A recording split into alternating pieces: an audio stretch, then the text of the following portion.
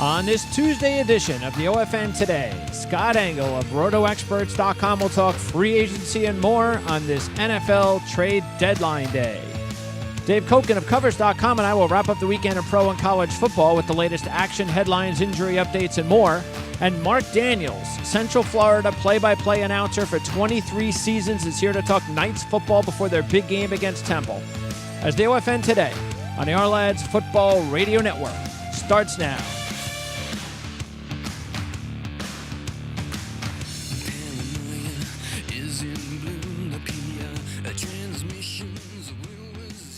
It's Tuesday, October 30th, 2018. I'm Greg DePalma. Thanks for tuning in to the OFN Today, brought to you by OurLads.com, with the best pro and college football depth charts on the net. RotoExperts.com for great in-depth fantasy analysis and insights, and will you receive the exclusive Edge in-season fantasy football package.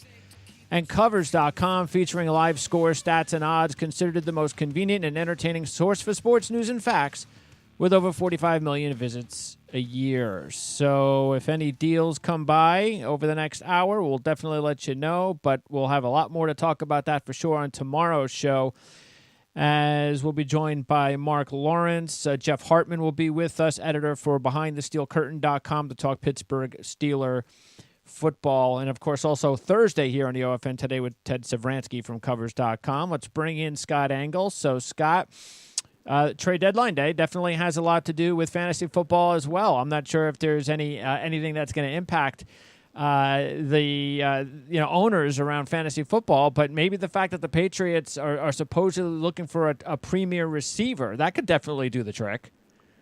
Yeah, it could also make things muddled in New England from a fantasy perspective, but obviously if one player leaves one team and goes to another, it opens up opportunity for the team that he leaves behind. So, we'll have to wait and see how that works out. We had some fun guessing, on our Roto Experts morning show on the Fantasy Sports Radio Network, but you never can tell what's going to happen. You hear a lot of times you hear about rumors that guys that are going to get moved and nothing happens, but then it could turn out to be like Carlos Hyde. We had no indication that was going to happen. Yeah, I'm not so sure what that's going to do, though, after one game. It does appear that Leonard Fournette will probably be back for next week's game. But look, if you have Carlos Hyde, you and you're in fantasy, you're still happy about it because you never know if Leonard Fournette's going to stay healthy the rest of the season. Yeah, well, I think we were trying to figure out. It was fuddling a lot of us, if Leonard Fournette, like the report says, coming back in Week 10, why did they acquire Carlos Hyde? But, just thinking it through, they can't trust Fournette to stay healthy, and I don't think they can lean on T.J. Yeldon as a runner. And I think they've always known that since his rookie year, and that's why they drafted Yeldon last year. So if Yeldon's going to get hurt, and so we've already seen, and dating back to his college days, that he's an injury risk, they have to have somebody that they can lean on to run the ball if Leonard Fournette, doesn't stay reliable. Yeah, and I don't think you want anybody on Jacksonville now anyway, the way that ship is starting to sink. Now, we talked about it last week, 6 team buys, and that's going to be this week and next week, first of 2. So that means there's going to be a lot more fringe talent slotted into our lineups. So I'm going to go over some possibilities that I know that you're making available at RotoExperts.com. So let's talk first of all about the quarterback position. There are several names out there. I'm going to throw one at you, though, that I think he is definitely going to be considered based on the fact that he put up some big numbers earlier this year, and that's Ryan Fitzpatrick. Yeah, he is. He's only owned in 6% of ESPN leagues, and I think 7% of CBSSports.com leagues. And, the guy started out with 400-yard games, and they don't have a dependable running game. I'm not believing in Peyton Barber, even though he had a good game this past week. And, the defense obviously always puts him in a script to throw. But, as we've seen throughout history, that, it really depends on, I'm saying this, with his history, he could drop a stinker on you at any time. Oh, so yeah. I think it all depends on who you have at quarterback. If you have one of the top-shelf guys, I don't think you need to pick up Fitzpatrick. But if you have somebody you feel you can't rely on, then it's different. Just when you pick up Fitzpatrick, I wouldn't make the mistake of benching a Brady or somebody like that, just because Fitzpatrick has a better matchup. All right, now you got Derek Carr in Oakland. Some people would think, well, no Cooper, Marshawn Lynch is gone, so would I consider Carr in this spot? Well, look, like you said, you had 6 teams on a bye this week, and you may be forced to use a guy like Derek Carr. And in the 2-quarterback league, of course, he's rosterable. Go figure. Maybe getting rid of Amari Cooper was a plus because he had 3 touchdowns and no interceptions, and his second-best game of the season this past week. And then they faced San Francisco. Yeah. Somehow San Francisco's pass defense is ranked 8th in yards per game allowed. I can't figure that out, especially when you watch them play. So I think you got to like Carr as a streamer this week on Thursday Night Football. So if you find yourself in a situation where you do need a quarterback, like you have Andrew Luck on a bye, you can go ahead and use Derek Carr. Yeah, it's probably because San Francisco will get behind pretty early, and then teams will run the clock out late. That might have something to do with it. I don't know about that game in Oakland, San Francisco. Who knows which way that one could go? Considering it's a Thursday night game, I would lean towards more of an offensive game. I could see that being, a game. And I have Marquise Goodwin. We talked about that last week. And even though we didn't do it, and the only reason he's been playing for me is because I've had a few injuries. And I had a bye week with Melvin Gordon, and I had the injury to Cooper Kupp. So even though he didn't play well for me a couple of weeks ago, we talked about, he made a lot of sense to put right back into the lineup against Arizona. He had 1 catch, but it was for 55 yards and a touchdown, and that's exactly what he does. And against Oakland, it's probably a no-brainer that if you have him on your roster, or if you don't, you need a wide receiver. He's definitely somebody that you could throw in there in a pinch. Yeah, some people cut Goodwin when he had the bad game 2 weeks ago. And look, he's very boomer bust. You saw it last week. 55 yards, 1 catch for 55 yards and a touchdown. That's Marquise Goodwin pretty much in a nutshell. But then they face the Raiders this week, and we all know how bad the Raiders' pass defense is. I don't even have to give you the stats. So, this could be a game where both teams are putting up offensive numbers, and nobody's really running out the clock. It's just a question of who's worse. It's this is I believe I read that. This late in the season, November, this is like the worst winning percentage of teams combined on a Thursday night game this late in the season.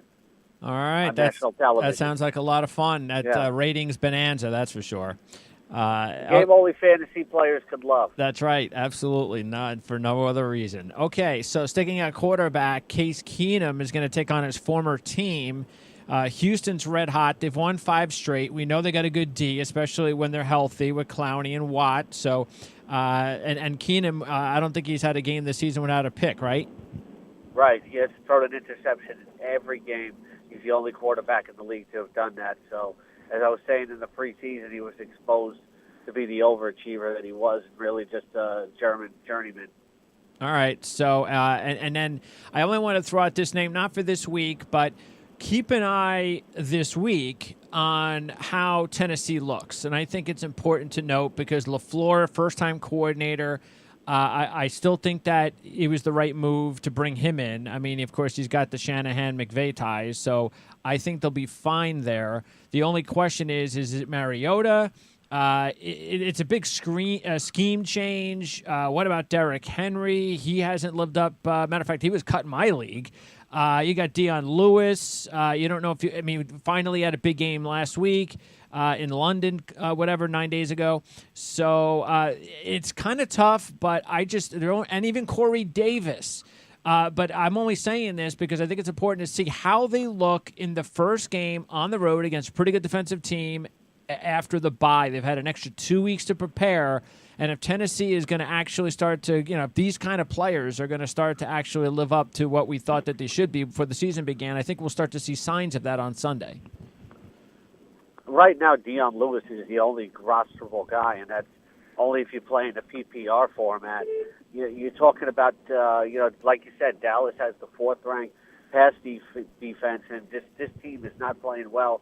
Maybe they made some adjustments over the bye, but you're going to have to play wait and see. I couldn't blame anybody for cutting any other Titans.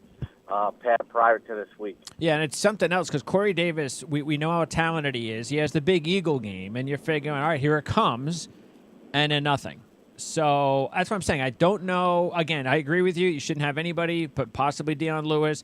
But just keep an eye on the game, and if you start seeing some signs where it looks like maybe they're definitely getting a little bit more comfortable now with the system, then guys like Corey Davis and Derrick Henry and such are players to keep an eye on. Let's talk more about receivers. I mentioned Goodwin, and we also talked about Devontae Parker last week. So Parker had a big week. When you take a look at some of the receivers that are out there in the waiver wire, is he number one?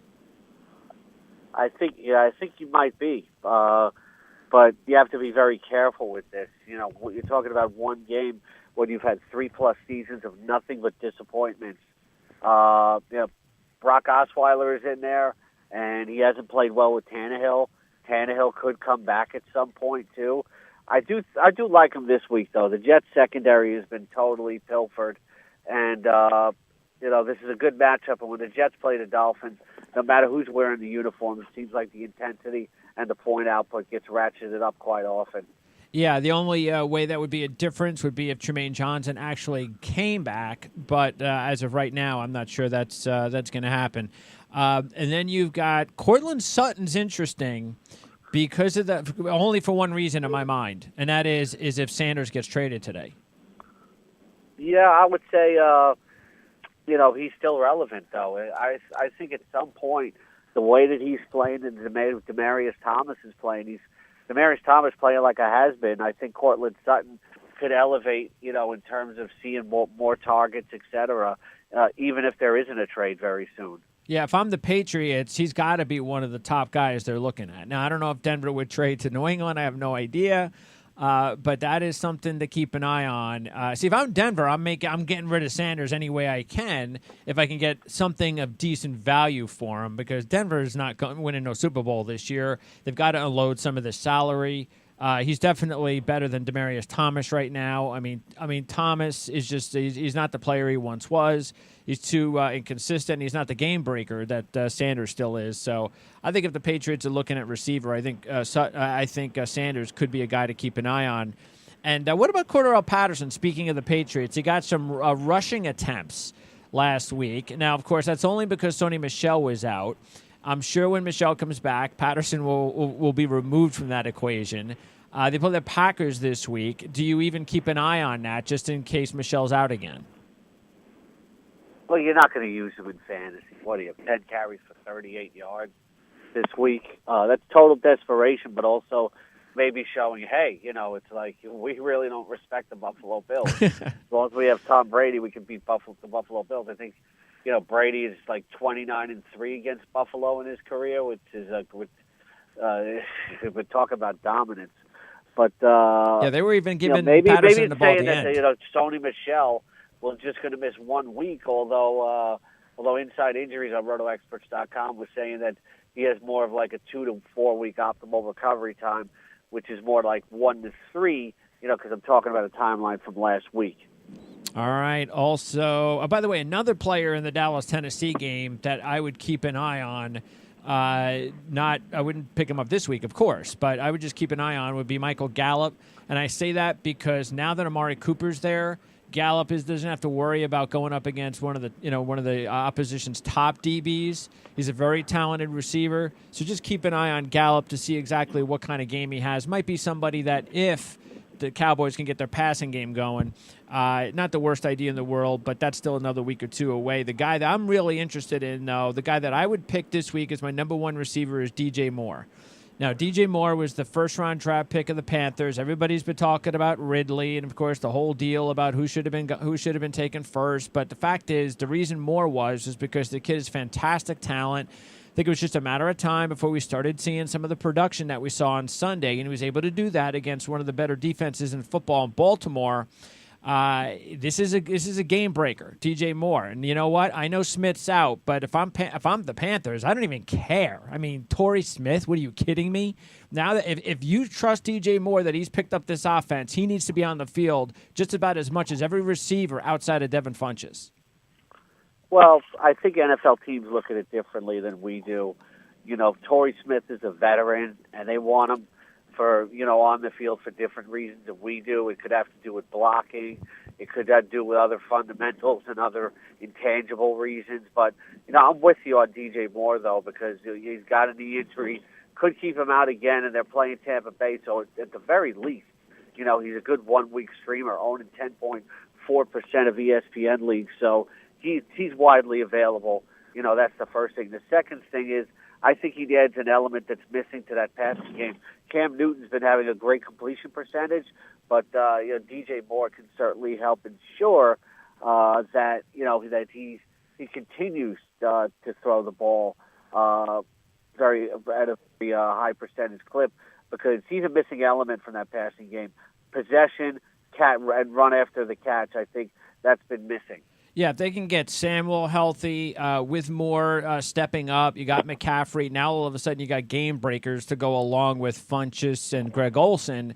So the offensive line issues that there have been there, of course, all season, I don't care about that as much if I've got all the game breakers around me and I've got Cam Newton throwing the ball and I got a good defense, because Seattle, and we've seen teams, I know when Pittsburgh won their Super Bowl against Arizona that year, their offensive line was a disaster. So you can be successful in the NFL with a weak offensive line as long as you got everything else going for you, and that's why a player like DJ Moore would be big time for that Carolina offense. What about the Seattle receivers? We talked a lot about David Moore, and he was pretty much a one-trick pony for a couple of weeks. All right, he'd catch a touchdown, 20 yards, catch a touchdown, 20 yards. But he went out and had a 97-yard day and then added another touchdown for Seattle. You got Lockett with 6 touchdowns in his last 7, even though Baldwin's supposed to still, fantasy-wise, he's supposed to be the number one guy. But who is the number one guy right now? I don't know that there is a number one, and it's not Baldwin, because even though he's out there, I think, these knee problems are robbing him after his yard after the catch abilities and his ability to get deep downfield, which just sets him apart. So, and the Seattle passing game is amazing because, Russell Wilson only had 14 completions this past week and 43 in his last 3 games, but he's thrown 3 touchdown passes in each of those games. Brian Schottenheimer, I wasn't a big fan of him originally, but I got to admit now he's done a fine job here. They're pass blocking very well, and they're running 52% of the time. But Russell Wilson, who, that's setting him up for the 2 things that he does best when he picks his spots here. He's a great decision maker, great play action passer, great deep thrower, and he's making the most of every opportunity to throw the ball. And I don't know if anybody's noticed, but Tyler Lockett has 6 touchdown receptions in 7 games. David Moore has 4 in his last 3. I don't know if that kind of touchdown production is sustainable, with talking about the volume that they have. But, you at least got to look at David Moore as a fantasy wide receiver 4 right now. Yeah, well, look, here's the thing. We know that Lockett's not going to have 14 touchdowns in 15 games, and Moore is going to have 8 straight games of touchdowns. But if Baldwin is still not 100% moving forward, the tight end situation, and they find a way to get the ex-Raven back, so, okay, well, maybe that helped. But that's not going to be a big deal. And as you mentioned, they're running the ball more. So where are the touchdown passes going to go to? These are the 2 guys that are going to get the touchdown passes. And but, yeah, they're not going to get them at the clip they're getting them at. But I could definitely see both of them with, still pretty decent touchdown percentages as the season goes on. Yeah. Like I said, you have to be concerned sometimes it's not sustainable. But, there may be games where the script is calling for them to throw the ball a lot. All right. By the way, before I let you go, a couple other things. Will Fuller out for the year with Houston. So is that it? It's Hopkins, and that's the only other wide receiver on Houston you should be concerned with? Well, obviously, Kiki QT was playing very well before he went down with the hamstring injury. He'll have to play wait and see, but that really ensures opportunity for QT coming back. All right, and then the last one is Josh Adams. Now, we know Philadelphia, they're going to use the running back here, running back there, but Josh Adams got an opportunity to kind of be the number one guy for the first time this year. He's a rookie. He had a very good career at Notre Dame, so he's got talent. Any chance that if you're looking for depth at running back and say to yourself, well, not this week or not next week, but what if they try to make him the number one running back moving forward? Well, I think that this backfield's been plagued by mediocrity ever since they lost LeGarrette Blount and Jay, and somebody's got to step forward. And he'll have the opportunity. He had 21 and 17-yard runs last week, and he's an undrafted free agent, practice squatter, but he's big. He's got some quickness. He does run very upright, which could expose him to some injury. But he's going to get a shot, and I think you have to pick him up. All right, sounds good, Scott. So once again, we just want to remind everybody about they could go use the promo code THEKING, THEKING, and they'll get a special discount. And that is, again, part of the exclusive Edge in-season fantasy football package. So, and then you're also part of that 24/7 expert chat room, right? Yes, the Slack chat. And make sure you check out dailyroto.com for everything you need for daily fantasy purposes. As we have the lineup optimizer, and that site has produced 7 millionaires combined on DraftKings and FanDuel for daily fantasy football. Scott, appreciate it. Enjoy the week, and we'll talk to you again next Tuesday. Thanks a lot. Always a pleasure. All right, Scott. Scott Engel, RotoExperts.com, joining us. Coming up in a couple of minutes will be Marc Daniels, play-by-play announcer. 23 seasons. I got to check and see if it's 24 by now, because we talked to Mark last year. It could be 24. Covering Central Florida football, and they haven't lost since we talked to him last year. So Central Florida as a good time to talk to Mark, because you've got the big game with Temple on Thursday. I mean, this is big for the AAC. This is going to tell us an awful lot about an underrated conference, which has an edge because of Central Florida as far as getting the big bowl, the big Power 5, the non-Power 5 bowl. And that is because Central Florida was undefeated last year. They beat Auburn in the bowl game, so that's going to have some weight. They get Mackenzie Milton back this year. Again, they haven't lost. When you take a look at Central Florida's schedule, though, things are going to get a lot tougher. They had one tough game so far in conference at Memphis. Now, they were going to go to North Carolina, which would have been on paper their toughest game, but the Tar Heels, coming into the season, but this has been a disappointing season for the Tar Heels, so even though the game was postponed, it really didn't mean anything. The Florida Atlantic game, all right, well, we'll see about that, but this is not a good FAU team this season compared to last season. Pittsburgh, well, Pittsburgh's better, but I don't know. I mean, maybe if Pitt winds up continuing to play good football moving forward. They're playing Virginia this week. We'll talk more about that with Jerry Radcliffe on the ACC show on Thursday. And Pitt's got this game with Virginia. So if Pitt can win that game and put themselves in a position where all of a sudden you're thinking, wait a second, Pittsburgh could be playing for the ACC championship game?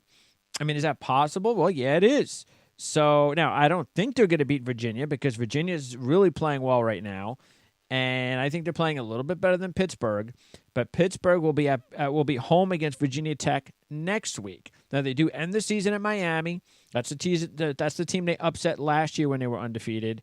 So I still think it's going to be tough for Pitt. They got 3 of their last 4 on the road.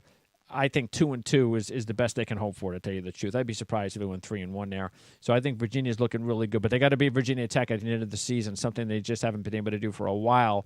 But Virginia's awfully looking good right now because they have the win over Miami. And if they could beat Virginia Tech at the end of the season and take care of business the rest of the way like they're supposed to, based on how they've been playing, keep in mind they only have 3 ACC games left. And one of those other games is at Georgia Tech. So anyway, but for Central Florida, they had the tough game at Memphis. They came back to win that game by 1, 31-30. They trailed 30-14 in that game. And after this home game against Temple, this is the beginning of 3 straight home games for the Knights. Temple, Navy, they're having a majorly disappointing season, and Cincinnati. But still, you can't sleep on Navy, and Cincinnati is having a very good year. It's a nice little bounce back year for the Bearcats program. And then the Knights end the year with their rivals at South Florida. They had a classic game last year at home against South Florida. The Bulls almost pulled off the upset in that one. But I'm sure that the Bulls will be looking for a big one, payback there, if they can get that done. But we'll see if Central Florida's undefeated at that time, because if they are, just imagine the implications of Central Florida going undefeated again this season, especially if things work out with the playoff rankings coming out tonight. Now, you still have, look, LSU is going to lose or Alabama is going to lose. We would think LSU is going to lose, okay? So that's going to knock LSU out of any chance of a playoff. You still got Michigan. Now, can Michigan roll the rest of the year? I hope so, being a fan, but and I do not expect them to lose to Penn State. I'll tell you that right now, the way Michigan's playing and the way Penn State's playing. So it's going to come down to that Ohio State game. And right now, Michigan's playing better. But again, it's right now. But Ohio State has owned Michigan. And this is going on for a long time. They've won 6 straight games, Ohio State against Michigan. 13 of the last 14. It's just ridiculous. But maybe the time is right for Michigan to win. Okay, great. Now, let's say Michigan gets in. And look, we've talked about this all season. Alabama could lose a game. Clemson could lose a game. And unless everything crazy, look, if things go their way, Alabama, Clemson are still, as long as Clemson, say, wins the ACC championship, which even if they lost the game, they still could and would, then they're going to, I'm telling you, they would still get in the playoffs with one loss. Alabama, look, they didn't even get to the SEC championship game last year and still made the playoffs. So they lose somehow to LSU this week, they're still getting to the playoffs, all right, as long as they don't lose again. So you're going to have Alabama, you're going to have Clemson. Now, look, the worst thing that a Central Florida team wants is a team like LSU beating Alabama. That's because they have little chance as it is. So any of those teams that are sleeper playoff teams, they do not want LSU winning against Alabama. But let's say Alabama takes care of business, Clemson takes care of business, and both of those teams don't lose and they're in. That opens it up where you've got to look at Notre Dame. They got a big game this week at Northwestern. And Notre Dame does not have easy games left. You know, I mean, they've had a couple of games this year where they've struggled. They struggled against Pitt. They struggled against Ball State. But you look at their next 4 games, and I'd say 3 of the 4 games. And to tell you the truth, I'm not even sure I would rule out Florida State because Notre Dame is not Clemson, okay? So I'm not even going to rule out Florida State, but the game is at home. But the 3 out of the next 4 games for Notre Dame are not at South Bend. So they're going to be at Northwestern this week. They end the season at USC. USC just had their home win streak snapped. So we know, and they didn't have their quarterback play, even though Sears played well, but Daniels didn't play. So we know USC is capable of winning that game. Northwestern's more than capable of beating Notre Dame. Then you've got the Syracuse game is going to be at Yankee Stadium. So there could be a lot of Orange fans, a lot of Notre Dame fans, but there are going to be some Orange fans there for sure. But it's not at South Bend. Can Notre Dame run the table? I don't think they will. I mean, and I'm not saying that because I don't think Notre Dame's not one of the better teams in college football. Matter of fact, I think Notre Dame right now is definitely one of the top 4 teams in college football. But it's just so hard to do. It's just not easy. I mean, we talk about it all the time. It's like the NFL. I mean, how hard is it for NFL teams to go undefeated for crying out loud? It just doesn't happen very often. Now, can you really see 3 undefeated teams in the playoffs? Alabama, Clemson, and Notre Dame? I mean, that would really be I'd be shocked about that, to tell you the truth. So I think Notre Dame will probably slip up. And I got to tell you, it all depends on where they slip up and whether or not they'll be eliminated, because I don't think they would. I think if Notre Dame, the thing that might hurt them is not having a championship game. If they lose, of course. If they win, it's great because they don't have to worry they're in the playoffs. But if they lose, it could hurt them, and maybe it will help them. Maybe they sit there, they don't play, like Alabama last year, Ohio State the year before that. You know, they're not playing in one of these big games, and everybody else loses of consideration, and they just sneak in. So Notre Dame could still lose and get in, and they still might. I just think that this schedule is going to be tough. It's not super tough. They're not playing at LSU this week like Alabama, but it's still tough where there are no gimmies. And again, 3 away from South Bend, I'm a little bit concerned about that if I'm a Notre Dame fan. All right, let me go ahead and give Mark a call here. And we'll start talking some Central Florida football. All right, so dialed in. All right, so anyway, and for Michigan, we know Michigan is going to get into the playoffs. Not all they have to do, but if they take care of business and finally get the monkey off their back against Ohio State, they did against Michigan State. They can do that against Ohio State. Then we know they're going to be in. And then it's up to, okay, we've already heard about Oklahoma. What if Oklahoma winds up running the table? The Big 12 is going to be kind of up for grabs at this point. Oklahoma still has work to do, but look, if Oklahoma doesn't lose another game, the chances are they're going to win they're going to get to the Big 12 championship game. We could see a rematch of Oklahoma-Texas. We talked about that after the Texas win. So there's still going to be a lot of teams in contention, and we can't forget about Ohio State because, see, that's why it's Michigan-Ohio State. Chances are the winner of that game will end up in the playoffs. That's pretty much, and the reason I even say that is because it's unlikely that the winner of that game will lose the Big Ten championship game. Not to say that they can't. I mean, Purdue's obviously better. Iowa's competitive. You've got Northwestern we just talked about. So I think it's a lot more competitive than last year. I'll tell you that right now. There ain't it's not even close to what we had to deal with last year with Wisconsin. And remember, Wisconsin had the ball late with a chance to actually beat Ohio State. So the fact that this year it's tougher, so you can't completely rule that out. But if, let's just say that scenario happened and the Ohio State-Michigan winner lost the Big Ten championship game, then that opens up another spot potentially for some sort of a crazy opportunity for a team like Central Florida if they go undefeated for a second straight season.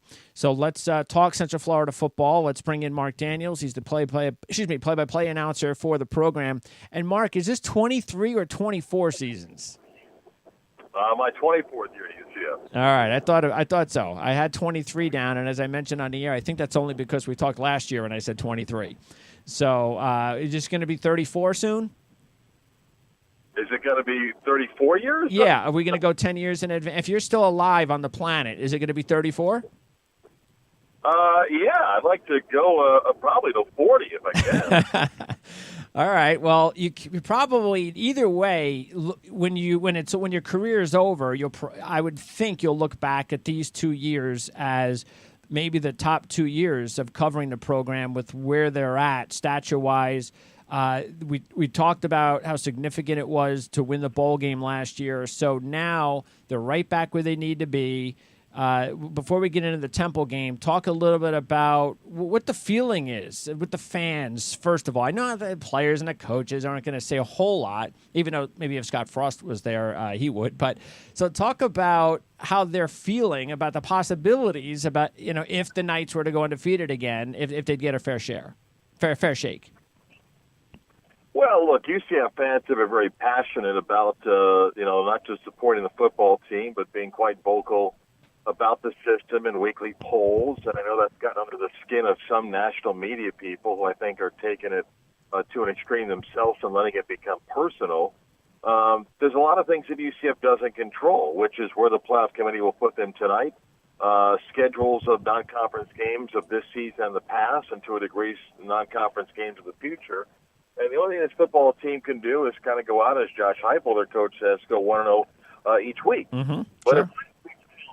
if winning 20 games was so easy, regardless of what league you're playing in, more teams would do it. And the streak could end on Thursday against a very good Temple football team. It could end with games coming up against teams like Navy, Cincinnati, USF, potentially Houston.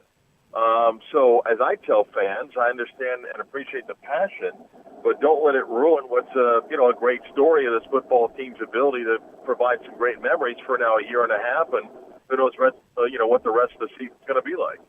Yeah, and because I don't think this is the closest we may get. Who knows until the contract's over in 4 years, whenever it's over, and then they decide, okay, we'll go to 8 teams. This might be the last serious chance we'll get for a program like this to get some consideration, which means more than likely we are going to have to wait for that Cinderella matchup in a playoff college football format for some years to come. And I think there are a lot of fans around the country that would really love to see that opportunity. But like you said, it first starts this week against Temple, and Temple's playing some awfully good football. I mean, their defense has been fantastic. Sure, they don't get much out of their quarterback play, but they have a very good running back. And they're still able to win last week without their star running back. They just seem to find ways to win. They're well coached. Boy, this is a nice contrast. You've got the defense of Temple and the offense of Central Florida. So I'm glad this is on a Thursday night. This is like the best Thursday night game of the year.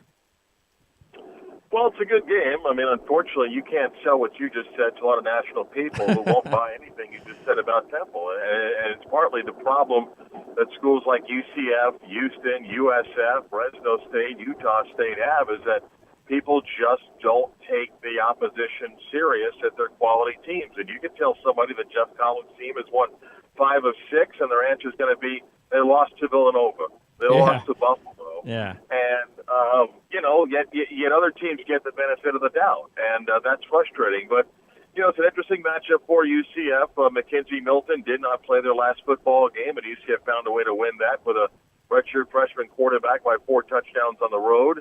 We'll see if McKenzie plays on Thursday. I think UCF's got great respect for the way Temple's defense has played. They've not given up a pass of 20 or more yards in 5 straight games, and UCF's averaging 10 plays of 20 or more yards every game. So that's a big factor. UCF's defense, the stat sheet will show they give up a lot of yards at times, but they're also a ball stripping team. They're plus 13 in turnovers this season, UCF, and their defense makes big plays when they need to. Case in point, the second half against Memphis and getting 5 turnovers against East Carolina. So I think it's a good matchup. It begins that gauntlet for UCF, which they knew the schedule was backloaded, and opportunity on Thursday night. What kind of a chance do you give Milton if he were to go out and have a really good game on national TV on Thursday and with nobody caring about the NFL game? So anybody that likes football will be watching this game. So what kind of a chance do you give him as a sleeper Heisman candidate if he has a really good game on Thursday night? Well, I think McKenzie's on the outside of the Heisman race.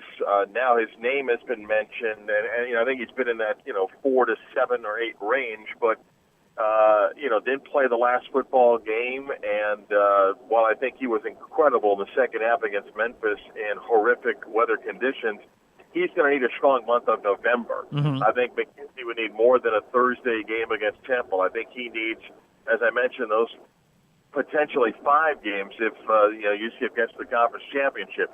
If he has a strong month of November in that conference championship game, then maybe he's got a chance to get to New York. I just don't think that the overwhelming majority, and I am a Heisman voter, full disclosure, I'm not quite sure nationally that they are prepared to give a Heisman to somebody that's not from a power brand. And look, you can easily make a case about Tua at Alabama, Haskins at Ohio State, and their body of work certainly would warrant strong consideration for the Heisman. When you do decide who to vote for, because everybody has their own criteria, their own idea of what a Heisman winner should be about, do you have one? Do you say, okay, this is how I'm going to do it every year, or does that just differ from year to year for you? Well, last year I voted for Shaquem Griffin and took a lot of heat for it, and I would still defend my ballot because not only was Shaquem a tremendous football player for UCF, and yes, I'm biased by broadcasting their games, but I think he represented everything that the Heisman Trophy is supposed to be about, That's both right. on the field and off the field. I agree. Performance, inspiring others, active in the community, a brand ambassador for the game. And it was funny, after the heat I took for the ballot, as the Shaquem story unfolded in December and January and February leading up to the draft, my vote wasn't as crazy as some people thought it was. I take my ballot serious, and throughout the year, I give everybody a clean slate when the year begins and then judge as the year goes along. And, if you said, what's my ballot today, I'd have a ballot out of fairness to the system. I wouldn't reveal that. But, I take it serious, and I try to give consideration to a lot of guys that sometimes people don't know about, because there are great stories of not just talented football players, but guys that are great both on the field and off the field. And I know that my type of approach to the ballot is not what everybody else is. They often just look at stats. That's okay. That's why there are many Heisman voters that offset things like that. Yeah, I mean, I'm glad you did, because I believe that it should be about everything that you said, and I also think it should be about a moment. I think, for instance, like with Alabama, okay, I mean, this kid Tago is he's runaway leader right now, and it's like, okay, he's a very good player, but we haven't really seen him tested yet. I don't understand. I mean, why he would be a runaway vote winner when he hasn't been tested by anybody. So can we wait till LSU this week to see how he plays and what kind of a game he has against one of the better defenses, and it's on the road and all of that, before we actually talk about runaway Heisman winners? Because don't you think it's been a lot more lately over the years about statistics and who puts up the big numbers? In the past, I always used to think it was a lot more about what you said, or making the big play, whether it's the Flutie play or the Charles Woodson play. That's how I kind of remember the Heisman used to be like. I just don't think it's like that anymore. Oh, no, it's a completely stat-driven award, and television networks, and one in particular, just makes it that every week. They just put out the same, Heisman numbers, and then do their random survey of people that typically are basing it statistically only. And, too, his passing numbers are incredible, but I do think, test against LSU, body of work to say, went to LSU, won the football game, made plays that was a difference, or simply dominated in a game like that. Sure. Then I think those are things that adds up. But that's why I think, like rankings and everything, you let the season play itself out. The season isn't 7 weeks or 9 weeks or 10 weeks. It's 14 weeks. And let's see what happens after 14 weeks. And typically, if you look at history of Heisman balloting, when you get to November, there's typically at least one, sometimes two people that just emerge that you didn't give much thought to in September and October. But it's become such a media hype and statistic award that, you just forget people as the year goes on. Quickly then, let's go over some other things before I let you go. Health-wise, Milton, so he's going to be okay this week to go. Any other injuries? Well, I don't know if he's okay. He's a game-time decision according to Josh Heupel, and so we'll see if he's able to play. If not, then Darryl Mack, who was the quarterback of UCF playing against East Carolina, would be the guy that would play then for UCF. All right, and that's the only major injury concern then, even though it's a big one. The only guy that didn't play last game, that is a question. Everybody else that played last. Are there any pro prospects on defense on this football team? Oh, yeah. I mean, UCF's got a couple of corners that I think have a great chance to play on Sunday, and Devell Clark and Bam Moore that have been excellent. UCF lost Mike Hughes, a first-round pick to the Vikings, and Devell Clark was that third cornerback, and Devell's a touch 6'2", big physical kid. Bam Moore, a very hard hitter on one side, and both of UCF safeties, I think, have a chance to play. Richie Grant and Kyle Gibson are, Kyle's been a 4-year starter. Richie Grant's just a sophomore. And he's the guy that has an opportunity. Middle linebacker Pat Jasinski, a senior, I think is going to get an opportunity, from a defensive standpoint. Offensively, the crazy thing about UCF offensively is everybody comes back next year. They're incredibly young. They got a left tackle, Wyatt Miller, that's going to play on Sundays. He moved from right tackle over, and Wyatt should be a guy that I think is drafted in the top 4 rounds. But as far as running backs, UCF loses one, Taj McGowan, but every other running back, that's 5.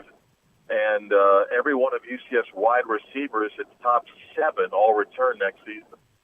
And lastly, how is Josh Heupel doing in his first season as head coach? How's he doing as far as you're concerned? How's he doing with the fan base? Memphis game, of course, was the big one where you really get to test the coach's mettle. So how's he doing? Well, I think Josh has been outstanding. I don't think people outside really understand the transition and the uniqueness of it to replace a popular coach in Scott Frost and to convince your football team not just to buy into what you believe is your philosophy, but to accept some things that work for the football team. And Josh did that. He talked to the council, leadership council, and said, "Tell me what works for you guys. Let's incorporate some things." And that included, small things like playing loud music at practice, which was new to Josh, but it worked. And he saw how it worked. And then things that he wanted to incorporate offensively, and got buy-in that by the time they went through spring practice, came back for fall, I think the football team was on the same page, but then had to go fight some adversity. And I think did that in a Memphis football game where, a coach says 4th and 1 from our own 29 in the third quarter, down by 2 scores, let's go for it. Yep. And not that you know going to get a 71-yard touchdown right out of that, but those are decisions that make a football team say, wow, our coach really believes in us. And I think the closeness of both Coach Heupel, the staff, the team, is a big reason why UCF has been able to keep things going. I think Josh is an excellent coach. He's really, really smart. He's a detailed guy, but he also understands relationships and has done, I think, a phenomenal job in, continuing things at UCF. I think he's going to be very successful for years to come, and I think he knows the unique opportunity he's got in our fertile recruiting ground that he can win a lot of football games at UCF. Marc, I appreciate it. We look forward to getting a chance again before the season's put to bed to talk to you again, hopefully. Good luck with the game on Thursday. And, again, thanks a lot for your time. All right, thank you, guys. Take care. All right, that is Marc Daniels. And, again, Marc, 24 seasons now covering Central Florida football as their play-by-play man. That's a pretty awesome gig. And that's why this is a real fun time. Must be really fun. I mean, I did play-by-play. I did it in hockey. I did it in high school football. I did it in arena football. Actually, what did I do arena football? I did analyst work in arena football, but I did play-by-play in hockey and high school football, and it's fun. I mean, even in high school football, I did that for Glades Day down in South Florida. And, it wasn't like no major program, but, you develop such it's a community in itself, and you're in charge of when all the parents are home. Well, a lot of them are at the game, but there's, some after work and friends and families. Not everybody can get to the game. So how do they find out about the game? Well, they got to listen to it, and they got to listen to you. So I always think I remember that time very fondly, and then you get to a college level like Central Florida, and it really amps up. So that's why I think it's Marc's done a great job there for a long time, and he must be really stoked about how the team is going. But just imagine, as Marc was saying, they're going to have a lot of players back next year at Central Florida. Next year, including Mackenzie Milton. I mean, he ain't coming out. I mean, that would be ludicrous. So you got Mackenzie Milton back with all that talent. Wow. I mean, just imagine they were going to undefeated this season, and then they don't get a fair shake again, which they probably won't, and then they get bypassed. And let's say they're on back-to-back undefeated seasons, and they're sitting there at 5 or 6-0 next season. And then the rankings come out, or whatever it is. Say they're 7-0, 8-0, whatever. And the rankings come out, the first rankings come out. I wonder what kind of difference it would be if they have to go through it a second time. I wonder if they'd actually catch a break. What do you think, Dave Cokin? Do you think they'd catch a break, Central Florida, if they went undefeated 2 straight years and the rankings came out in 2019 for the first time? What I think is that if Central Florida runs the table and wins the bowl game, because they're not going to get in the playoffs, they will be the reason that the 8-team college playoff gets expedited. I think there will be that kind of a reaction that, hey, this can't happen anymore. We have to go to 8 teams, and we have to do it now. I hope so. I know that's why we all kind of do root for it, besides the fact that we do want to see, the Cinderella team play. That would be nice. I mean, look, the chances of Central Florida going up against Alabama, Clemson, not so good. If they can get in there and play a third, whoever the third team is, which we know that wouldn't be the case because they would go up against Alabama or Clemson, then I think they'd have a legitimate shot. Look, all I'm going to say is Loyola Chicago almost won the national championship in college basketball. I mean, just because everybody says, well, they can't beat this team, doesn't mean that they can't beat this team. Anything can happen. Well, that's the whole idea of why it has to happen. They need to have The only way I see it even being fair, and whether this happens with the first approach or the final approach, they have to give an automatic to every conference champion. That's it. So every conference. But you don't have to have. But you can. And I'm not saying though that you just go. Everybody plays automatically because it wouldn't be even numbered teams. What I'm saying is give those first 2, 4, 6 teams a bye week, and let those other bottom 4 teams, Sun Belt, Conference USA, let not them necessarily play themselves, whatever, but play. Maybe they play at large teams who are good teams, but hey, they didn't win their conference championship, so you have to play this week. That's the whole idea about not winning the conference championship. So like last year, Alabama didn't win it. Well, you got to play this week. You got to go up against Central Florida in the first round. That's the way I'd like to see it done. Yeah, I don't think they'll go that route. But, I have no problem with them formatting it like they format the NCAA basketball tournament, which, by the way, is kind of a formula that works. Yeah, I mean, March Madness is kind of successful. Yeah, a little bit. Yeah, and look, they do it for the FCS, and it works just fine. Okay, so the rankings come out a little bit later on, and we know Alabama, Clemson, and of course Notre Dame is still undefeated, and LSU. So it doesn't matter really what LSU is because if they beat Alabama, then that changes everything, and if they lose to Alabama, then they're completely out. So that's how big this game is for LSU, and then Michigan is also kind of sitting there.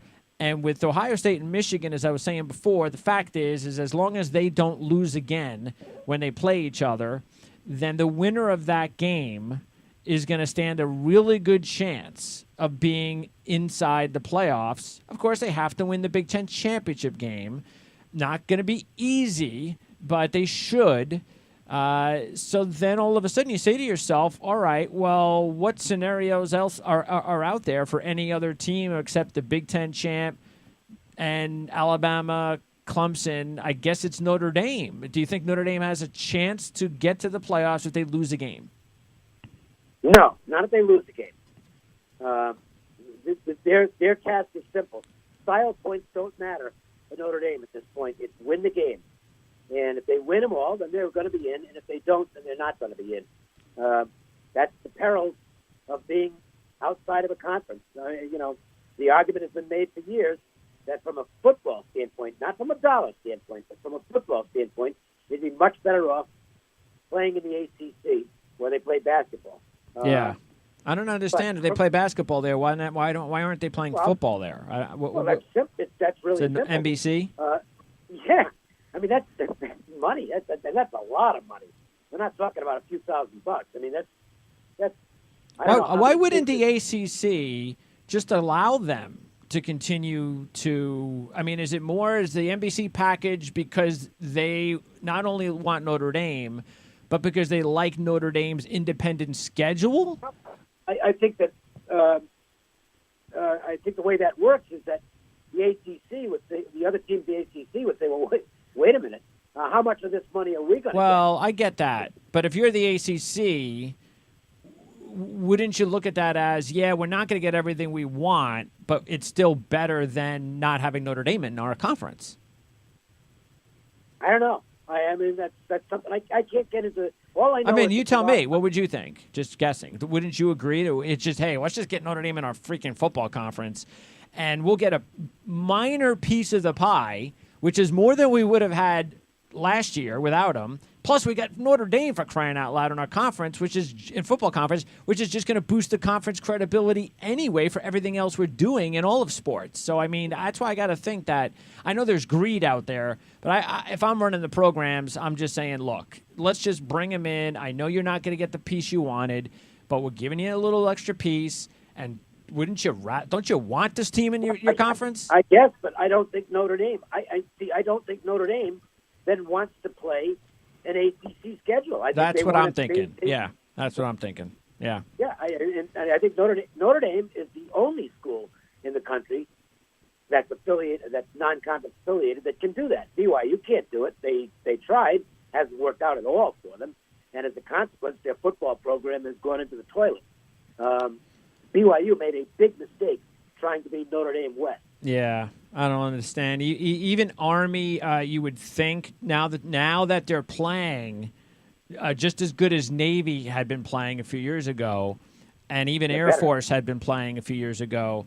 Now you would think some of these other conferences are going to go, okay, let's bring Army in. Because I could see before, who the hell wants that team in our conference, the way they were playing. But now all of a sudden, as long as Monken's there, maybe if Army gives Monken a 10-year deal or something like that, then, bring Army in. They ought to. They should, absolutely. What he's done at Army is absolutely a miracle. And, they're a good-sized favorite over Air Force this week, and if they win, they're going to probably win the Commander-in-Chief. Again, it's just because they're better than Navy. Yes, and it's fun to watch. Because they were so bad for so long, and for Army to play at the level they're playing now is really impressive. Yeah. Speaking of Air Force, Brent Brigham will be joining me and Robert Gagliardi on the Mountain West Conference Football Show tomorrow. That's tomorrow morning. Brent writes for the Air Force Academy for the Gazette in Colorado Springs. We're also trying to book Mike Frank. Once again, we had him on last month from IrishSportsDaily.com. He's the publisher for Notre Dame football for that outlet. So hopefully we'll get him on Thursday if we can get him on. We'll talk about both Notre Dame, Air Force, the Army game and such. But that Notre Dame schedule is not going to be easy for them. I don't think they're going to get – I don't think they're making it. I don't know where they're going to slip up. I think they could slip up in 3 out of the 4 games. That includes the Syracuse game. I can't. I know. Look, they're a good team. I believe, and you know what? If a team like Ohio State or even Oklahoma were to get in ahead of them, if Notre Dame has a loss, I might be upset by that because I think this is a good Notre Dame football team. I don't think they're great, but I'll give them a shot of being great if they actually get into this playoff system undefeated, because I think this is going to be awfully tough a task to ask for them starting this week at Northwestern. Yeah, I don't think they'll be undefeated. And part of the reason is that the pressure really starts to build, and they have no other route in. So this is not the same pressure as an Alabama has, for instance. If Alabama loses the game, they're still probably going to be in the event anyway. But Notre Dame has the pressure of having to win every week. And that's why these ratings are somewhat important from a betting standpoint, because you've got a number of things to look for. Number one is teams that might have a little unusual amount of pressure, and we know how tough it is to go unbeaten. Number two is teams that are feeling disrespected because they might be going out there and looking to get style points in these games, which can be really important in terms of being willing to lay the points or not in the game. And number three is waiting to see which teams get their dreams shattered. Team that might be on the cusp of having a chance to get to the big tournament, and then they don't get there. Well, the next week out, they could be flat as a pancake. So that's why, even though as a fan, I really don't care about these things one way or the other. Yeah. But as a handicapper, I'm paying close attention to them. Yeah, because, look, I'm a Michigan fan, and I'll be honest with you, if it isn't flashed on the board like I've seen it the last couple of days where I've seen Michigan like 5 or something, I don't even know. And I'm a Michigan diehard. And the reason I don't know is because I don't care. Because all I care about is my team winning football games. And I know if they win the Big Ten championship game and don't lose again this season, they'll be in the Final Four. So that's all I care about. I would agree with that. Although, now it's interesting, this week, Michigan's not going to be in the first 4 this week. And they could have a real positive reaction against a Penn State team that I think is kind of reeling right now. Oh, yeah. And this could be one of those statement games for Michigan where, obviously if they win them all, they're going to get in anyway. But a lot of teams the players don't think about what's down the road. They're thinking about this week. They see themselves at 5 or 6 tonight, and they have a chance to go out there and beat Penn State by 3 touchdowns. They're going to do it. Oh, yeah, especially after what happened last season.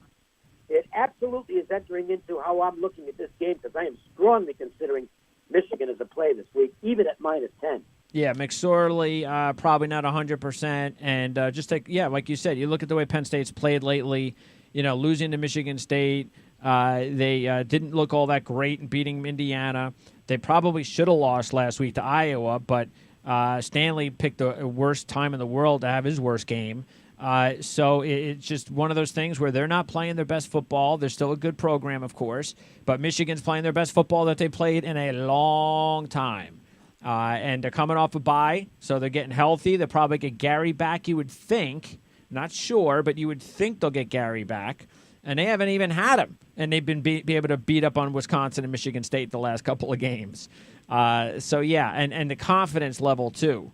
The only thing I would be a little bit concerned about is just that, is just having a week off and walking around campuses, the big shots, and whether or not that's going to play on them. But I think it helps that the team they're playing is the team that just made them look stupid last year. Yeah. Oh, yeah. Yeah. Believe me. I mean, 42 to, what was it, 42-13? Yeah. Yep.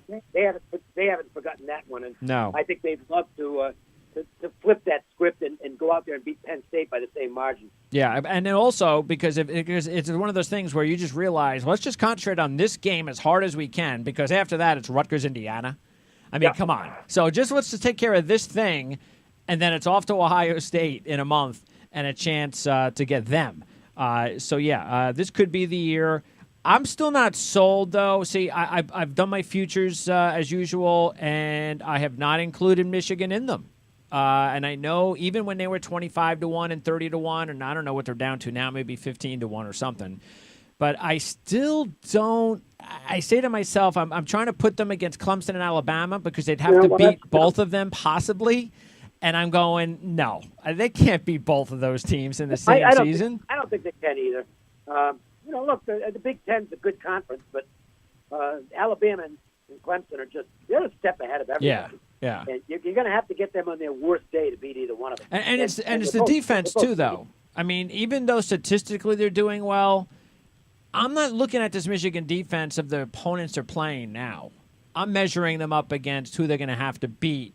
Ohio State, Alabama, Clemson, and I don't think this defense is at that level just yet. No, I think Michigan's probably the best team in the Big Ten, but they're not as good as those other two. Utah right now is the best team in the Pac-12. Oh, a Utah-Washington State championship game would be very entertaining, and especially if those teams don't lose again. It would, but neither of those teams, anything can happen in a given day. But realistically, neither one of those teams is a playoff caliber team. No, Pac-12 is definitely down this year. No question about it. But I think it is time, though, to give Washington State some credit because they have done a great job this year. And look, I've been saying this for 6 weeks. I've said this since the USC game. Gardner Minshew is for real. He is best quarterback in the country. Yep. And I know that if I've got the NFL, if I've got the number one draft pick, and I'm going after a quarterback, he's the guy. Here's the thing, though. Even though we've seen Mahomes and Mayfield in the same type of systems finally break the barrier that those systems can work it because the NFL's doing it now. So they can now translate better to the NFL. A guy I still believe because he hasn't had the recognition first of all, he hasn't had the recognition of Mayfield, so that's going to exclude him from ever getting to be a number one draft pick. I could see him being like Mahomes. I'm not buying that just yet. Because scouts look at this guy's got a great arm and he's really accurate, and I wouldn't rule out him continuing to climb the ladder and possibly getting to that number one spot. I mean, it's early, and this kid is really good. He's the best quarterback I've seen this year. I'm trying to see. So, look, I'm not trying to tell you that I'm an NFL scout because I'm not. But when I haven't been wrong that many times in terms of assessing the quarterback and saying this is the guy who has a chance to be the best guy out there in the NFL. And I think Minshew's the guy right now. Oh, well, I mean, again, I'll have this conversation with Dan Shonka hopefully in the next week or two because we haven't talked yet about this year's players.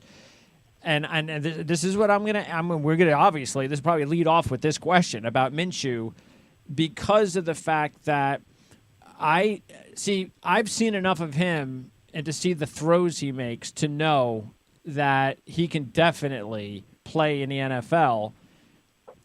I just don't know where the scouts, what do they think about him? I could definitely see him being a guy that is right now considered, he's a 4th or a 5th round guy. And then all of a sudden we get closer to the draft and, okay, maybe he's a 2nd round guy or he's a Lamar Jackson or, okay, maybe because everybody thought Patrick Mahomes was going late first. And then all of a sudden within a few weeks, Mahomes, out of nowhere, because nobody thought the Chiefs were going to trade up to get Patrick Mahomes like 2 weeks before the draft at number whatever it was, 10. They thought Mahomes was a bottom of the 1st round quarterback. So I could see Minshew having that sort of status with the scouts where he nobody's going to give him enough credit and until really late in the process where he starts moving up draft boards. But it'll be interesting to see exactly where he goes. So I'll make a bet now that he's one of the top 10 selections. I'll go that high. I will make that bet. I will doubt it. I believe what you're saying. I believe he should be. But knowing the scouts, I'm going to say no. But we'll see. I definitely want to find out what, because I remember the year before Mayfield's junior season, I had talked to Dan about Mayfield, and it was like 5th round draft pick. Seriously. And then the next year we talked, which was like week 2 or 3. So it was only a couple of games. Oh, 1st round draft pick.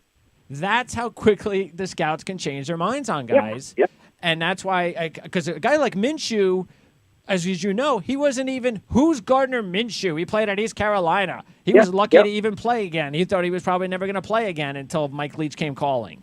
So I can see scouts being very late on Gardner Minshew, and I'm going to be very intrigued to what Dan Shonka says when I talk to him about him in the next couple of weeks. All right, so let's see. Before we wrap up college football, the other thing, just to note, last week, there were early games last week, and in case people didn't know this, both Appalachian State and Western Michigan lost games where their starting quarterbacks went out early. Yeah, App State lost their quarterback in the first series, and they just had a bad game anyway. And looks like the kid at Western Michigan is done for the year. So that's trouble for them. Yeah, the freshman didn't play bad, and hey, Western Michigan, I could see him being okay. But that kid Wazink was playing pretty well until the injury. So a tough blow for the Broncos. But App State also. I mean, that kid Thomas, he was doing a really good job. See, I don't think there's any question. They lost one of their running backs. Jalen Moore. They lost their running back for the season. So see, that's one of those games that you look at this week.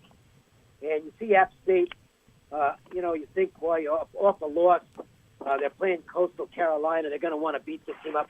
But, I would only consider the dog in that game.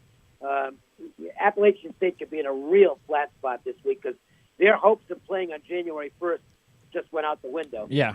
And that's true. I don't Good know point. how important the rest of the games are. So, Coastal Carolina could be in upset mode here. Well, they definitely look, their last game of the season's at home against Troy, and that could decide because that whole new conference championship at the Sun Belt it's a 3-team race in what is it, the East, where App State, Georgia Southern, and Troy are. So I guess App State could still win the East if they beat Troy, and Troy beats Georgia Southern. They're playing at Georgia Southern next week. Troy at Georgia Southern. So Georgia Southern, though, in the driver's seat now. But I also think it's all about Zach Thomas being healthy. I mean, I could definitely be on if he doesn't play this week, Coastal Carolina could be a good dog play. Yeah. By the way, we don't talk much about the little programs on this podcast, but I pay tremendous attention to them. In fact, most of my plays are in the smaller conferences.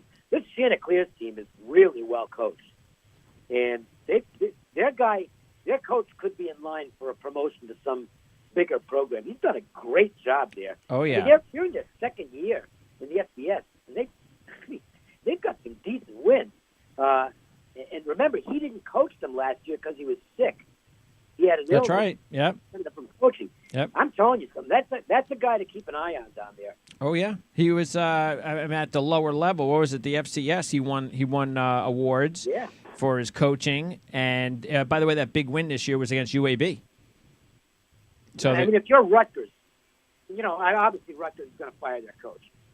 Chris Ashton. Well, the only thing I'm a little bit concerned with Rutgers not firing their coach, because I'm a Rutgers. I'm from New Jersey, so I'm very depressed about what's going on there. The only thing that the concern is that it would be like they got a $10 million contract that they'd just be giving up $10 million. That's a lot of money to be giving up. That's tough to do. Okay, here's the devil's advocate side of that. How much are they giving up? Oh, I with you. Completely non-competitive. I agree. It's got to be more than $10 million. Yeah, I agree. And I hope they're smart enough to realize, and I know they are. They've got some good people. They're doing a really good job. They're rebuilding the whole, all the top programs. So I agree. I think that they could make that case. I mean, but then you'll get the non-sports guys and girls who won't get it though. They're the ones that'll be like, "How could you do that?" My attitude on the non-sports people, no offense to them, but I don't care about them. It's kind of like the non-sports people here in Nevada, in Las Vegas, were how can you spend this money on this new stadium? Blah blah blah blah.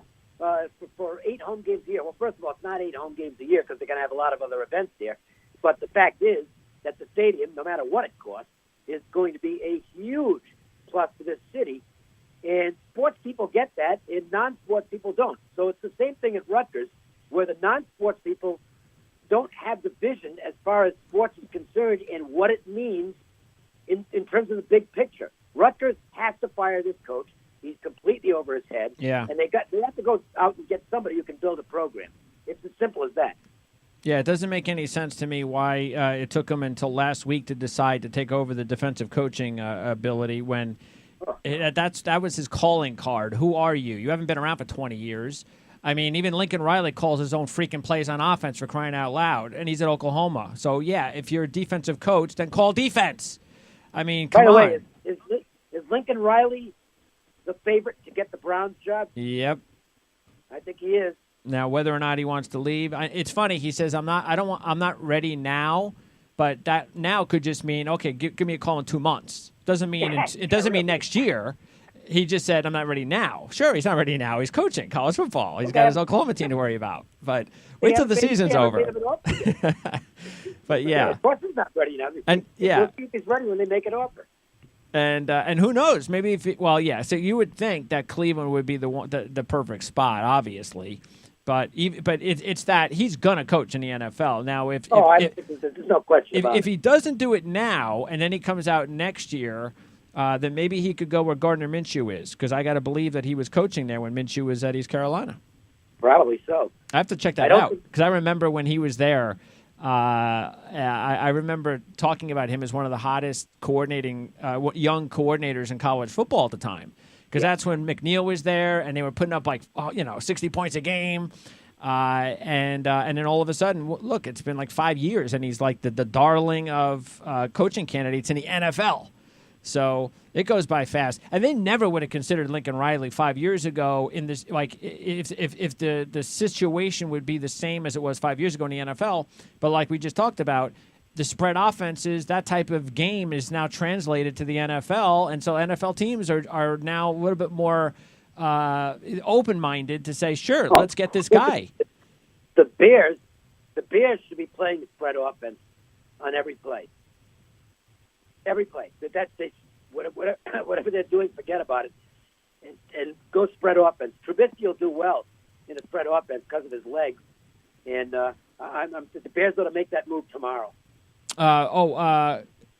Big win. And really good for college football that Kentucky pulled that game out. Because now Kentucky gets to play Georgia. It's got to be the biggest game this week in Kentucky football history. So I would not argue with that. Yeah, so that is going to be interesting to see how they go. And I think that's one of like 4 or 5 really good games all on at 3:30. Yeah, the problem for Kentucky in that game is that Fromm, who had really been struggling, now he's not struggling. No, that's true. He was a lot better against Auburn, and Georgia's right in the thick of things as far as the playoffs are concerned. So I don't know if Kentucky, and that was a miracle last week. miracles don't run in bunches as a rule. Yeah, chances aren't very good that they'll pull it off, but it's just fun. It's fun to see Kentucky. Oh, it is. And the atmosphere. That's going to be really cool to see. And look, if Georgia is going to be a serious national championship contender, they definitely have to have Jake Fromm playing like he did last week, or else they got no chance. No question about it. Yeah, so good for that. Also good for college football. By the way, Miami-Buffalo tonight is a very big game in the East, in the MAC, because even though Buffalo has a much better record, they're only a game up on Miami and Buffalo in the division. And Miami's beaten them the last 2 years, and Miami's covered 5 straight games and almost beat Army a couple of weeks ago. So Buffalo's a 7-point favorite. Army. Yeah, they should have. They were the better team in that game. The problem is Miami was already beat up, and they came out of the Army game even more beat up. They got a lot of injuries, and that could be a factor tonight. Buffalo also, their wide receiver Jackson, who's going to play in the NFL, he's healthy again. I lean Buffalo in the game. I didn't play it, but if I had to play it, I agree. Buffalo. Yeah, they're at home. And even though Miami's on a 5-game spread streak, Buffalo is, I think, against FBS teams, they're 6-1 against the spread. So that's pretty impressive as well. They're the better team, and it's only 7. I agree with you. I'd go with Buffalo. And by the way, what about that Central Florida Temple game? That's going to be a big one. I just spoke to Marc Daniels. Now, we got to find out if Milton's playing or not. I mean, that is going to be big. I have a feeling he's not. I mean, well, then they're going to lose. Well, he didn't practice at all last week, and I don't know. Short week. They're going to lose. I don't know. That's it. There's no, right now he's day to day. Regardless, this is not an easy game. Temple can play. Oh yeah. I know Temple got really lucky against Cincinnati. Oh yeah, they did. Yeah. And I had him, so I was very happy to be on the right side of a kind of a joke of a win. Oh, that was the ugliest game ever. I mean, oh my goodness, was that ugly? But hey, that's what Temple wants. They want to win games ugly a lot of the times because they're not a dynamic offensive team. Well, they were really bad. They were. Russo was just awful. Yeah. And the thing is, they found a way to get the win. Yeah. And Temple's a dangerous team for Central Florida here. Yep. They've got the defense. They're physical, and that's the type of team that you would think would have success against Central Florida.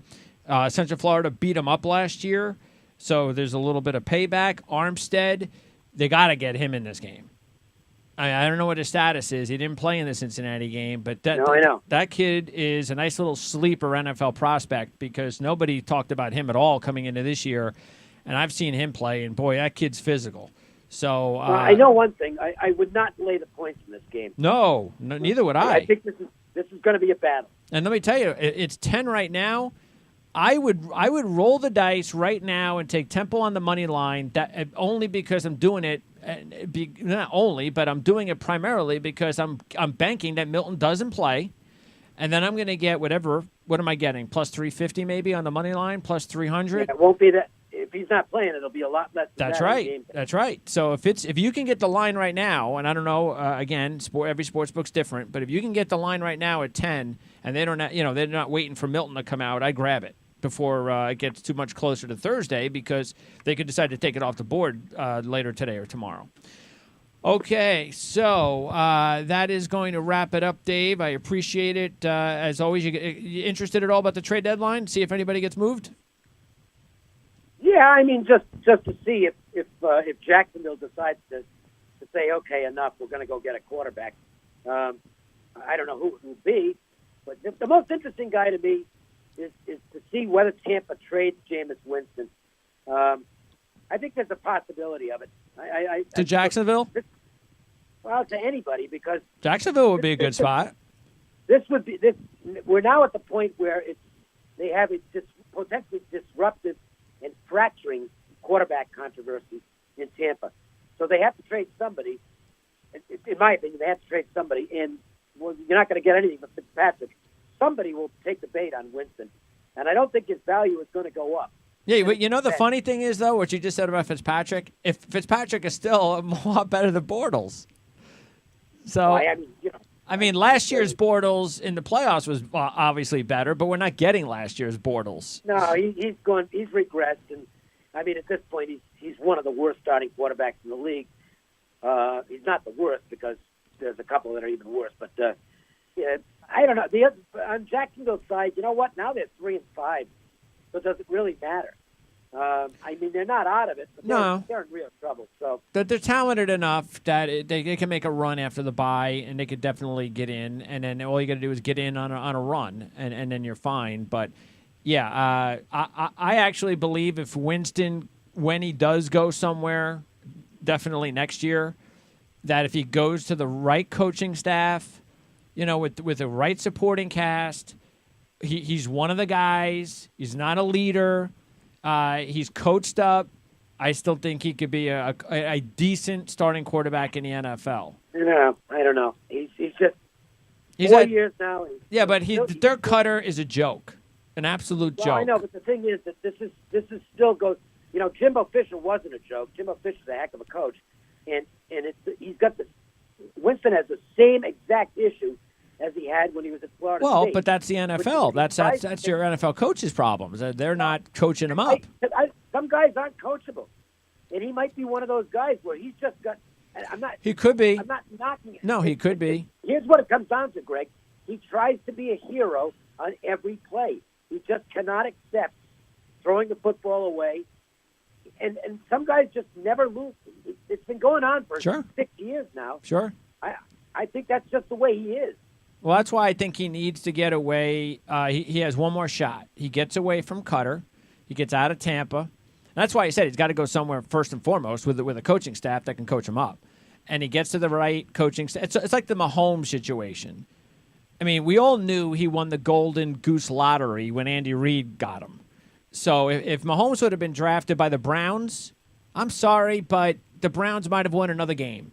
And that's it, okay? Because Mahomes would not be the star of the NFL right now if he was on Cleveland. But the thing is, here's the difference. Mahomes is coachable. Winston isn't. I'm absolutely convinced of that at this point. You could be. I don't think Winston is a coachable guy. You might be right. I think he is what he is. Yep, you might be right. All I know is that, the NFL, there's always, at this point, there's about 7 or 8 teams that their quarterback situation is not very promising. And when you have a talent like Winston, you just think that, okay, somebody's got to give him a shot and hope that it was a Tampa thing and hope that they can coach him up because he's definitely worth it. He ain't worth trading anything more than a 6th-round draft pick or a 7th-round draft pick for. And he's not going to get a lot of money in free agency for it. But, he signs a 1-year deal like Bridgewater, maybe even less, and hopefully turns the corner. So he might not even start next year. Maybe he's got to do a Bridgewater. Maybe he's got to go somewhere, sit behind a really good quarterback, like a Hall of Famer, and learn. And then maybe in 2020 he becomes somebody's franchise quarterback. Who knows? But too many bad quarterbacks in the NFL to give up on Winston. The perfect scenario for him would be to sit behind Aaron Rodgers in Green Bay or sit behind Tom Brady in New England, but that's not going to happen. Well, Patriots have been known to bring in a lot of malcontents that have actually worked out. So, Randy Moss, Dylan, we can go down the line. You know what? So if they think this is Brady's last year, which it could be, who knows? Maybe they'll get involved. You're right. The Patriots take chances other teams don't take. Yeah, and that's because they have the structure, and that's something Winston needs. So, look, if Winston were to get signed by the Patriots, nobody would be surprised. They might be initially shocked, but then 2 seconds later they go, of course. That makes sense because that's the team that could turn his career around.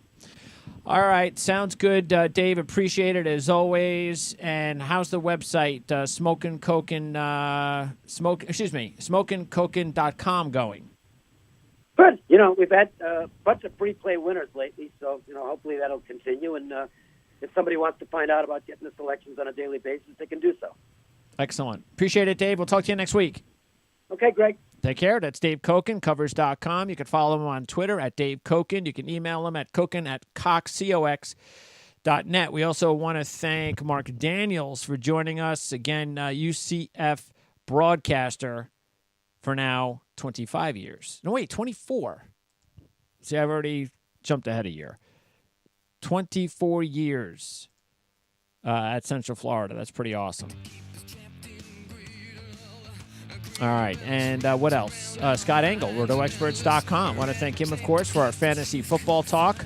That happens every Tuesday, unless there's a schedule change like last week. Now, the rest of our schedule this week, we've got our Mountain West Conference show tomorrow. Air Force, Brent Brigham, he covers the Falcons for the Gazette in Colorado Springs. He'll be our special guest. We'll talk about all the other big games from last week and this week, injury updates, all that kind of stuff for Mountain West Conference football tomorrow. Also, the OFN Today tomorrow and Thursday continues. Mark Lawrence will be with us tomorrow. We'll get some games to pick in Thursday for college football and the NFL, starting with Mark tomorrow, and then moving on to Teddy on Thursday. Ted Zavransky from Covers.com. Jeff Hartman, editor for BehindTheSteelCurtain.com, will join us tomorrow to talk about that big Pittsburgh Steelers-Baltimore Raven game. Wow, all of a sudden the Ravens can't win. And Pittsburgh can't lose. It sounds like the NFL, the NFC North, the AFC North. Then on Thursday, Mitch Light from Athlon.com, AthlonSports.com will join me for our College Football Weekly show as we go over all of the conferences in college football and give you all of the top stories, headlines, games, injury reports, picks, and more. Again, that is Thursday. And an ACC show, of course, with Jerry Radcliffe is also on Thursday. Right now, I think our special guest will be a Wake Forest writer. We'll find out what's going on with the Demon Deacons as they try to get into a bowl situation. They have that chance if they're beating Louisville. We'll talk about all the other action in the ACC with Jerry Radcliffe on Thursday. All right, that'll wrap it up here for... Oh, and we have our Jet Show on Friday as well with Randy Lang. Elaine Popart will join us, Miami lead writer at Dolphins.com, for the rivalry game between the Jets and the Dolphins. By the way, we did not have the Jet postgame show on Sunday, and we will not have the Jets postgame show on this Sunday. Scheduling conflicts for me. So we will be back, though, on Sunday, November the 1st for another Jet postgame show with Jan Levine. That's our schedule for this week. Once again, thanks to Scott Engel, Marc Daniels, and Dave Cokin. I'm Greg DePalma. You are listening to the Our-Lads Football Radio Network. You know the drill. Alpha Mike Foxtrot.